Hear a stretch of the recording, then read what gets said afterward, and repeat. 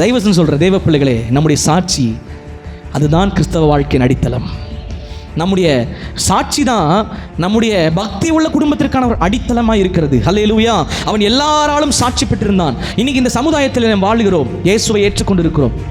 நாம் எப்படிப்பட்ட சாட்சியை பெற்றிருக்கிறோம்? வாரம் வாரம் பிரசங்கங்களை கேட்கிறோம், வாரம் வாரம் தேவன் நம்மளை உணர்த்துகிறார். நமக்கு தெரியாதது எதுவுமே இல்லை. நம்ம சொல்லுவோம், தெரியாமல் பண்ணிட்டேன் பாஸ்டர், தெரியாமல் பண்ணிட்டாண்டவரே. ஏசப்பா சொல்லுவார், தெரியாமையா பண்ண, அப்புறம் எதாக இருந்தாலும் பார்த்துக்கலாம், நடக்கும்போது பார்த்துக்கலான்னு எண்ணி தான் நம்ம செய்கிறோம். யாருமே எதையுமே தெரியாமல் பண்ணுறது கிடையாது. பலர் பக்தி உள்ளவர்கள தன்னை சொல்லிக் கொடுக்குறோம், ஆனால் ஒரு நிமிஷம் கூட ஜெபம் பண்ணுறது இல்லை. ஒரு நாளைக்கு ஒரு அதிகாரத்தை கூட வாசிக்கிறது இல்லை. கேட்டால் நீங்கள் யாருங்க? நாங்கள் கிறிஸ்தவங்க, கிறிஸ்டியனுங்க, நாங்கள் கிறிஸ்டியனு. இந்த மாதிரி சில மனிதர்களால் தான் கிறிஸ்தவமே கெட்டு போச்சு.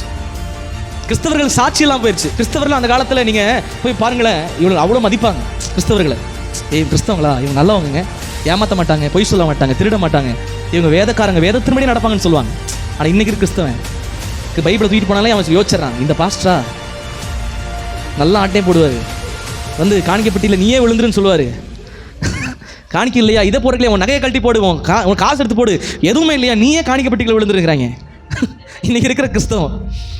இன்றைக்கி சாட்சி அவ்வளோ கெட்டு போச்சு. இன்றைக்கி பைபிளை தூக்கிட்டு போனால் ஒருத்தனை ஏற்றுக்க மாட்டேங்கிறான். ஏன்னா நம்முடைய சாட்சி பயங்கரமாக இருக்குது. உங்கள் சொந்த குடும்பம் உங்களை குறித்து என்ன சாட்சி சொல்லுகிறது? உங்கள் மனைவி உங்களை குறித்து என்ன சாட்சி சொல்லுகிறாங்க? உங்கள் கணவர் உங்களை குறித்து என்ன சாட்சி சொல்லுகிறாங்க? தயவுசெய்து சொல்கிறேன், நீங்களும் உங்கள் குடும்பம் பக்தி உள்ளவர்களாய் வாழ வேண்டும் என்றால் ஒரு சாட்சி அவர்களுக்கு முன்பதாய் பிரதிபலிக்க வேண்டும்.